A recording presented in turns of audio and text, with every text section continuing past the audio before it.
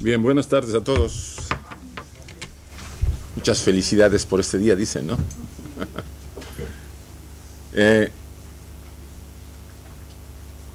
Vamos a tener la segunda sesión de estos monográficos que hemos titulado Los mitos 4, ¿sí? Tenemos hoy el tema de la gnosis y las enseñanzas gnósticas primitivas y la doctrina oculta. Insisto, estamos hablando de la enseñanza primitiva. Recuerden que la gnosis tuvo un desarrollo muy fuerte, es precristiana y postcristiana. O sea, tuvo una fase de desarrollo. En Alejandría, sobre todo, fue el centro donde más fue el crisol de todo este desarrollo. Es un sincretismo de varias corrientes, o sea, se mezclaron varias corrientes. Aunque ya previamente a este momento ya venían estos movimientos fraguándose, ¿no? Sobre todo en lo que es el Medio Oriente, y sobre todo por influencia, lo vamos a ver más adelante, del budismo también, que había entrado a través de los misioneros que habían llegado al Medio Oriente. Bueno, les voy a pedir que con este ejemplo se apaguen los móviles o los pongan en silencio, ¿sí?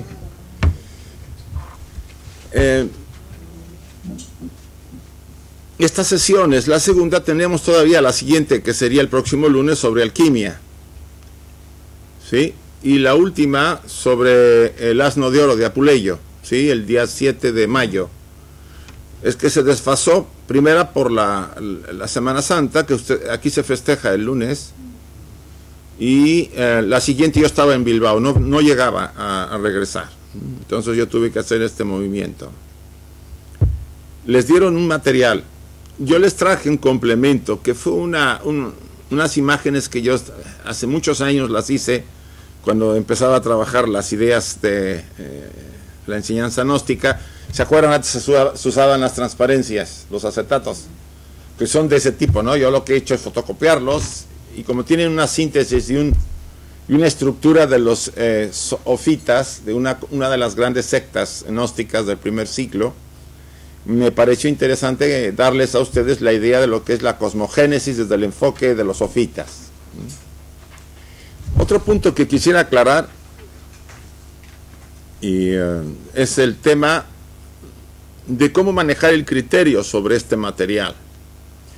La intención es que, si no han conocido sobre la enseñanza gnóstica o la literatura gnóstica, se interesen e investiguen. Hay mucho material.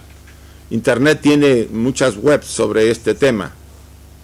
Yo ahí les voy a recomendar una que otra. Algunas están en inglés, pero valen la pena.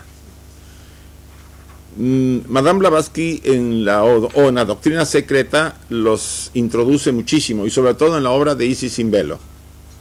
Los que quieran empezar por ahí lo pueden hacer. Se van a Isis sin velo, está mucho más digerido el material, y no es tan digamos, yo diría, la literatura que hay a veces es un poco difícil de entender porque está en clave. Recuerden que hemos hablado del tema de las claves sobre estos libros. La literatura antigua, sobre todo literatura con objetivos de desarrollo, místicas, etcétera, estaban escritos en 7 claves. Entonces, si abordan ustedes un libro de este tipo, sobre todo un original o copia de un original, es más difícil de entenderlo que si ya está más o menos, vamos a decir, descrito, explicado, y después pueden ir ustedes a los originales. La gran biblioteca de Nag Hammadi, encontrada en Egipto, fue la que más ha enriquecido esta literatura. Recuerden que la literatura gnóstica se movió, ya lo había mencionado, antes de Cristo y después de Cristo. Y por supuesto, veremos que hay dos corrientes, las neotestamentaria, o sea, la que se apoya en literatura del Antiguo Testamento, y la que se apoya en la literatura de los evangelios y de otras corrientes del antiguo, tanto de Egipto, Grecia, de los misterios griegos, de los romanos, de los de Samotracia, de toda una serie de fuentes y mucha filosofía mezclada con teurgia o magia, etcétera, etcétera. O sea, ese es el crisol que se movió en los primeros siglos, este conocimiento. No podemos negar, porque la mayor parte de los historiadores lo insisten, en que el movimiento cristiano era un grupo más, en su momento, gnóstico. Esto cuestiona, yo lo he discutido a veces en unas entrevistas en la radio con el obispo aquí de la Catedral de Barcelona, y bueno, sí, porque es que no había definición de cristianismo en ese momento, era un grupo, y estaba mezclado, ¿no? O sea, era una secta más dentro de todas las grandes sectas que existieron de ese movimiento. Gnosis significa conocimiento.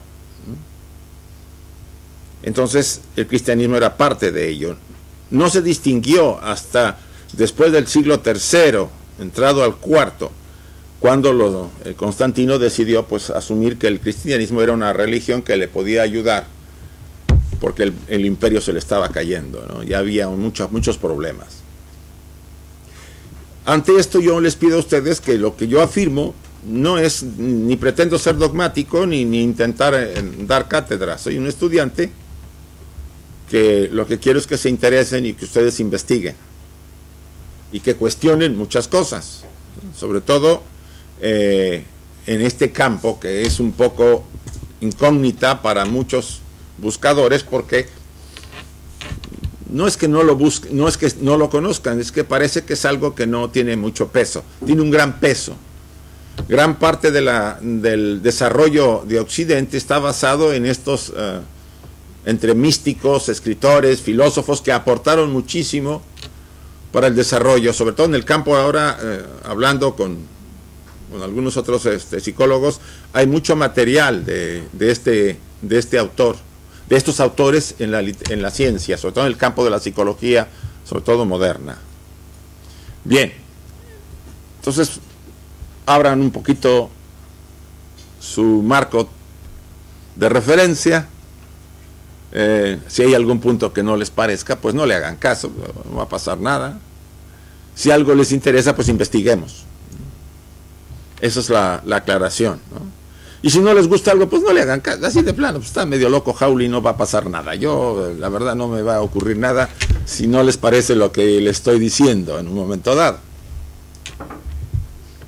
Nuevamente quisiera iniciar con el diagrama que conocemos, ¿no? Algunos ya lo tienen, no viene incluido porque lo he repetido, pero nos dice mucho del enfoque general de esa gran tradición y que los gnósticos repiten también. Eso es lo más interesante. En los gnósticos toda esta enseñanza venía, y en la primitiva tradición cristiana también se dio hasta antes de un concilio, ¿sí? El concilio de Nicea. A partir de ahí hubo muchos cambios. ¿Por qué? Porque se estaba estructurando lo que es el dogma, y la iglesia estaba teniendo mucha influencia.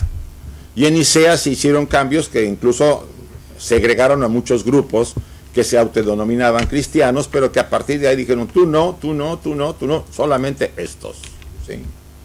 Que ese es un punto que yo los dejo para que ustedes también lo investiguen.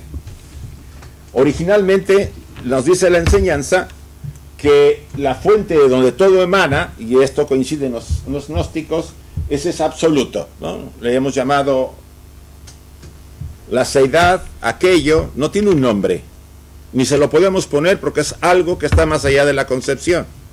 Einstein decía en su obra, en su autobiografía, que al final de toda esta investigación que hizo, dice, hay algo tras de todo que es como una inteligencia que dirige todo, que todo lo mueve. Obvio, una inteligencia no en el sentido humano, sino una conciencia, vamos a usarlo mejor, ¿no? En donde lo que para nosotros tiene es un caos, es un orden. Donde parece que no hay nada, está pleno, como ahora la materia negra que tanto se está investigando. O sea, todo eso, aparentemente, para los sentidos limitados del ser humano, desde el enfoque que presentaba Einstein, hablaba de esa concepción, de que hay algo tras de todo.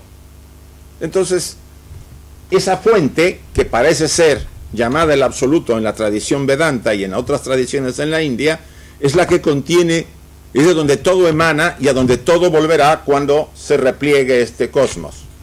De ahí emanó lo que llamamos la involución, el arco involutivo y después el arco evolutivo.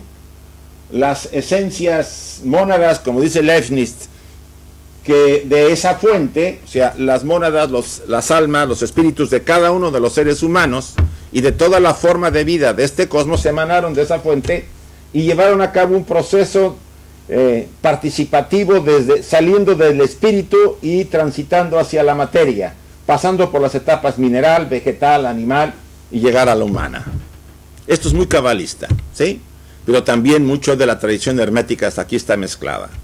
Al llegar a la etapa humana, entramos al ciclo de nacimientos y muertes. El ser humano nace, se desarrolla, lleva a cabo, vamos a decir, su potencial, si lo puede mostrar, llega al final. Normalmente la mayoría no enfrenta sus crisis casi siempre, las evade, enferma o envejece, muere y pasa a los estados post-mortem y nuevamente, después de un largo periodo para nosotros en la concepción que tenemos del tiempo-espacio, volvemos otra vez y el concepto de la reencarnación aquí se insiste en él. Para muchos suena un poco difícil de asimilar porque ha sido, vamos a decir, eliminado de la tradición occidental desde hace, yo diría, más de 1000 años, porque en ese concilio fue una de las cosas que se quitaron. En el concilio, los cristianos primitivos asumían que existía la metempsicosis o reencarnación, pero a partir del concilio lo quitaron. Y lo quitaron porque decía la gente, bueno, si yo voy a volver, ¿por qué tengo que asumir que la autoridad X me va a dirigir mi vida? Es un concepto complejo, ¿no? Además, identificaba a esos grupos con las tradiciones orientales, ¿sí? Donde la reencarnación es muy frecuente en la enseñanza, en la doctrina oriental. Entonces, ¿qué se hizo? Se quitó, se eliminó. Y a partir de ahí, el concepto quedó, como llaman, anatema. Ese es el tema que se le puso. Anatema significa algo que, originalmente la palabra anatema no significaba rechazo o algo que había que eliminar. Era simplemente algo no comprendido, pero fue eliminado de la doctrina. Finalmente, en este girar, como dicen los budistas, de la rueda de la vida, tarde o temprano dirigimos nuestro desarrollo a conocernos. Acuérdense, el hombre conoce a ti mismo del templo de Delfos. Nos equilibramos, pasamos a la autorrealización, y de eso hay mucho material para la autorrealización. Incluso en el campo de la ciencia, Maslow fue uno de los iniciadores del proceso. Y nosotros hemos acabado de sacar la obra que ahorita hemos estado enseñando, que trata sobre ese tema. Finalmente viene la liberación, entramos a la etapa superhumana y a partir de ahí volvemos a la fuente. Eso es lo que llamamos el sentido y proyecto de la vida, de aquello que está en nosotros, de la esencia eterna, universal, llamada espíritu, el alma, como lo quieran llamar. Este largo peregrinar, yo le puse el largo periplo de la integración humana, es lo que nos lleva y lo que de alguna forma justifica nuestra estancia en este plano. Cada oportunidad a la que venimos, cada vez que estamos aquí, estamos aprendiendo lecciones y desarrollando ese potencial para despertarlo. Ese es el objeto. Yo discutía con mi socio que es más interesante decir yo soy la esencia divina que posee un traje físico y que lo estoy usando para aprender. Todo lo contrario a lo que decimos, ¿no? Como estamos identificados con el traje, asumimos que somos un traje con un espíritu. Y es al revés. Somos un espíritu, o una esencia, o una mónada, usando un traje. Porque el traje se va a acabar dentro de algún tiempo, y esa esencia es inmortal. Ese es un enfoque diferente. El concepto se cambia. La gnosis es un conocimiento. Un conocimiento, es la palabra, es lo que significa gnosis, conocimiento, no adquirido por acciones racionales. ¿A eso a qué nos referimos? Es obvio que los estudiantes, cuando estamos desarrollándonos, pues tenemos que ir a las fuentes, autores, algunos autores previos que han escrito mucho sobre aquel tema que nosotros estamos interesados, etcétera. Pero aquí estamos hablando de algo no racional. Envuelve el proceso intuitivo del conocimiento. O sea, estamos hablando que este conocimiento es suprarracional, va más allá de la racionalidad. Si ustedes recuerdan, en la caverna de Platón, Platón hablaba con el mito de la caverna que había 3 elementos de desarrollo de la conciencia. La primera era que los hombres estaban en la caverna, prisioneros, viendo las sombras, asumiendo que las sombras eran la verdad. Esa es la parte de la ignorancia, ¿no? Los fenómenos que vemos en el mundo creemos que son la realidad. Ese es el primer elemento, porque la gente, la persona, no tienen la preparación ni utiliza la razón. Cuando la persona se libera de las cadenas o de la prisión y gira y ve qué produce las sombras, entramos a la etapa de la racionalidad. Nos damos cuenta que los fenómenos que nos rodean, cuando hay un eclipse lunar, no es un dragón que se come la luna, sino que hay una explicación razonadamente. Esa es la segunda fase. La mayor parte de los seres humanos nos quedamos con esa, porque atisbar la tercera significa salir de la caverna y ver la verdadera realidad. Y eso requiere una disciplina, un trabajo personal y sobre todo un autoconocimiento y una transformación. El ejercicio es mucho más, vamos a decir, quien tiene que pagar los platos de todo esto es la personalidad. Ella va a tener que ser disciplinada, ajustada y convertida en un instrumento. A partir de ese momento ella ya no podrá hacer algo que nos interfiera en nuestras vidas. Nosotros la vamos a utilizar, no ella nos utiliza como ahora nos utiliza a nosotros. De ahí que se llama un conocimiento no adquirido por acciones racionales, ¿sí? Por intuición, por esos canales hacia la esencia que poseemos. Pero ambos son necesarios, no vamos a descartarlo. Necesitamos lo racional y lo intuitivo para cada aspecto de la vida y de la existencia. No vamos a negar que estamos en un plano de 3 dimensiones y los sentidos nos sirven. Y la estructura la necesitamos para nuestro desarrollo. Pero también hay algo más que eso, y eso es lo más importante. Gnosis, según la definición de un gnóstico cristiano del siglo II después de Cristo, dice, por ejemplo, dice, ¿qué es Gnosis? Es como para preguntarse, ¿quién fui yo? ¿En qué me convertiré? ¿De dónde vengo? ¿Qué es realmente el nacimiento? ¿Qué es el renacimiento? Esta es una referencia de Teodoto, suscitado por Clemente de Alejandría. Esto nos ayuda poco a entender las preguntas que se hacían estos investigadores de ese primero y segundo siglo de la era cristiana. Una explicación más profunda del significado de la gnosis es de conocer quién soy a un profundo nivel de la conciencia que es simultáneamente llamado divino. Pablo nos decía que estamos constituidos por cuerpo, alma y espíritu. Y es la clasificación más simple, pero la más sencilla para entender. Hay una estructura animal, el cuerpo físico. Hay una estructura mental, lo que nos hace ser humanos. Es un animal que piensa. Pero hay algo que está sobre eso y que utiliza a la mente y al animal para experimentar a través de ellos. Y esa es la esencia, la conciencia. Esta clasificación, esta definición fue dada por Simón el Mago. Recuerden que Simón el Mago fue uno de los grandes personajes que incluso en los Hechos de los Apóstoles aparece compitiendo con Pedro. De sus enseñanzas se formó la secta agnóstica que se llamaron los simonitas. Y hay material sobre él. La literatura gnóstica que se posee se originó normalmente en el periodo de Alejandría, como ya lo dominé, en los primeros siglos de la era cristiana. Fuentes, los padres de la iglesia, el tesoro gnóstico de la biblioteca de Nag Hammadi, encontrada en Egipto en el 45. La señora Blavatsky realizó en sus obras un seguimiento serio de este legado, por eso también lo recomiendo. Y tiene su origen, según ella, en el budismo. Es muy interesante su punto de vista. Y aquí también comento que en varios de sus escritos, sobre todo en Isis sin Velo, viene. Aquí les doy esta referencia del señor Mead, George Robert Stone Mead. Él fue el secretario de la señora Blavatsky del 88 al 91. Fue un erudito en gnosis y la dirección la pueden tomar los que quieran. Es www.gnosis.org. y tiene una cantidad inmensa de literatura. Él escribió mucho sobre el tema. Está en inglés en este caso, pero a veces los traductores de internet les pueden ayudar un poco, los que no sepan inglés, para que puedan buscar algo de ello.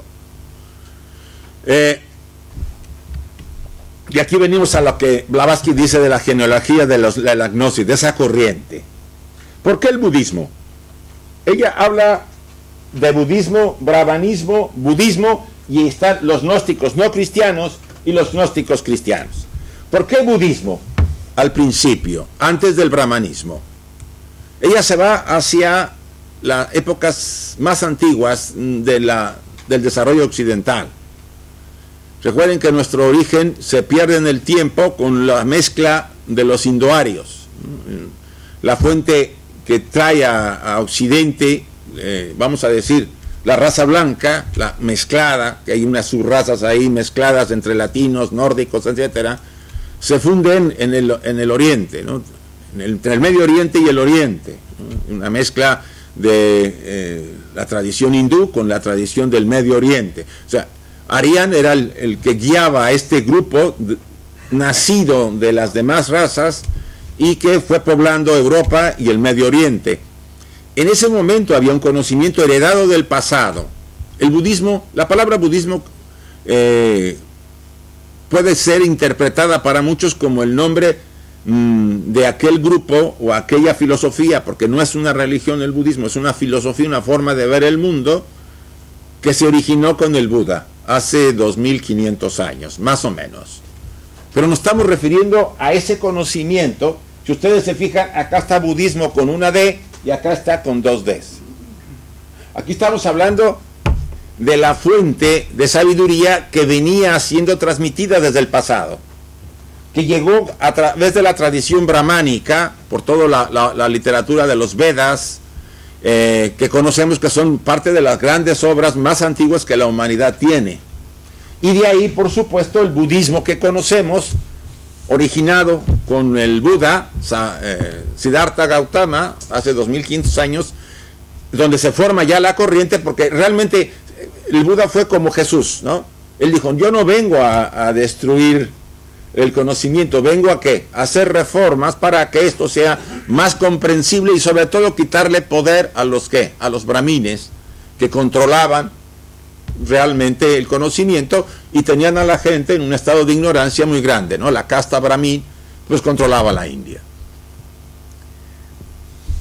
Sobre el siglo III antes de Cristo, el rey Asoka, tercero o segundo, se convierte al budismo y toda la India entra, se puede decir que el budismo toma el poder en la India y el brahmanismo pierde mucha influencia. Entonces Asoka manda misioneros a Occidente, sobre todo al Medio Oriente, y esos misioneros siembran la semilla del budismo a través de los grupos que existían en el Medio Oriente, sobre todo en Egipto y en la zona del Mar Muerto, todo lo que es Palestina, etc.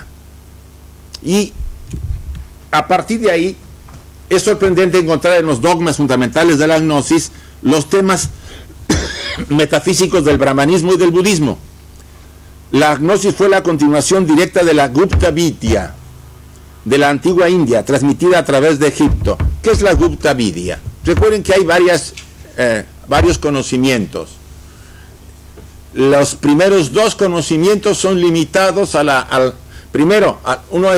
la vidya, que es la ignorancia, ¿sí? Avidya, con la palabra anterior, y la vidya, que es el conocimiento razonado. Y la Gupta Vidya es el preámbulo al conocimiento verdadero superior del ser humano. Esto es interesante porque el rey Asoka, y aquí me adelanto un poco, se comprometió con la enseñanza de Siddhartha y envió misioneros a Grecia, a Siria, Asia, Siria, Egipto, y estos promulgaron el Evangelio de la Sabiduría.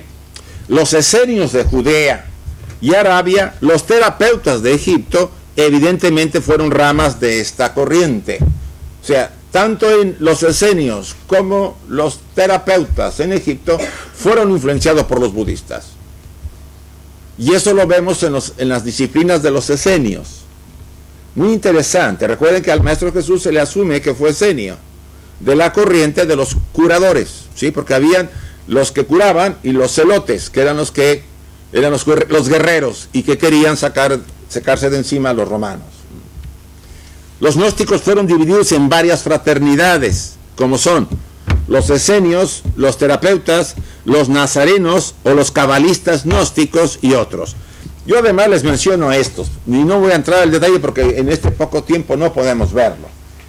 De la exégesis del Antiguo Testamento hay los llamados saturnilos, barbelolingios, ofitas, nacenos, peratas, setianos, monóminos y cainitas.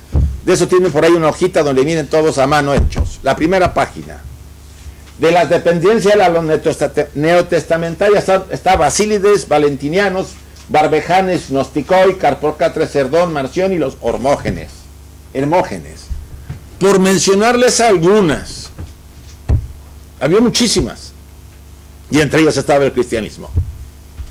No podía evitarse, sobre todo en el primer siglo, ¿no? Primero, mediados del segundo. ¿Por qué? Porque estaban entre todos más o menos desarrollándose. La fraternidad hermética fue conocida más tarde como los esenios. Los esenios fueron los osarim o iniciados, los descendientes de los hierofantes egipcios. La palabra esenio viene de la asa, sanador. Por eso el Maestro Jesús se asume que era un sanador, ¿sí? Bueno, la corriente o el grupo de sanadores que no estaban en contra, pero existían esos dos grupos, los celotes y los sanadores. Pero Filo el judeo, para Filo el judeo los terapeutas eran una rama de los esenios. O sea, Filo el judeo fue uno de los grandes historiadores judío alejandrino, que ya nos deja en sus obras esta clasificación. Los esenios fueron sanadores y ascetas. Tenían sus misterios menores y mayores al menos 2 siglos antes de nuestra era, de la era cristiana. Estos fueron convertidos por los misioneros budistas que llegaron a Grecia y Egipto y Judea. También los esenios fueron pitagóricos en todas sus doctrinas y hábitos. Ya para que vean cómo el sincretismo de Pitágoras y de Platón, por los neoplatónicos, mezclados con el budismo, los terapeutas, los esenios. Hubo una especie de crisol donde todos los conocimientos se fueron ¿qué? Mezclando. Y de ahí empezó a surgir estos grupos que hemos visto anteriormente, incluyendo al cristianismo. Josefo, este gran historiador judío, propone que los esenios del Carmelo fueron seguidores de los terapeutas egipcios. Los terapeutas, la escuela judía de sanadores místicos y ocultistas. Ellos residieron cerca de Alejandría. Su filosofía fue una combinación de pitagorismo, esenio y prácticas puras cabalistas. Filo el judeo les llamó servidores de Dios. Los esenios pitagóricos y los terapeutas sanadores fueron todos seguidores de los antiguos misterios teúrgicos. ¿Qué es la enseñanza teúrgica? Es la enseñanza mágica donde se invoca a los dioses. Ya en los misterios de Eleusis se llevó a cabo fue uno de los grandes ejemplos del uso de la teurgia para invocar a los dioses durante ciertas ceremonias. O sea, la magia nunca ha estado fuera de estos movimientos y no se puede negar porque la misma iglesia hace magia durante la misa, ¿o no es así? Al convertir el vino y el pan, está haciendo magia. O sea, para que vean ustedes la fuente de donde emana. El cristianismo, en su esencia, tiene una gran riqueza, y los evangelios lo tienen también. O sea, hay una gran sabiduría acumulada, sobre todo específicamente, a mí me gusta mencionar sobre todo a Pablo. Pablo, dentro de todos los que rodearon al movimiento cristiano, fue el que llevó el cristianismo a Occidente, para empezar. Y además, fue el que, pudiéramos decirlo así, tuvo verdaderamente una revelación. Es muy peculiar. Si ustedes analizan los evangelios y observan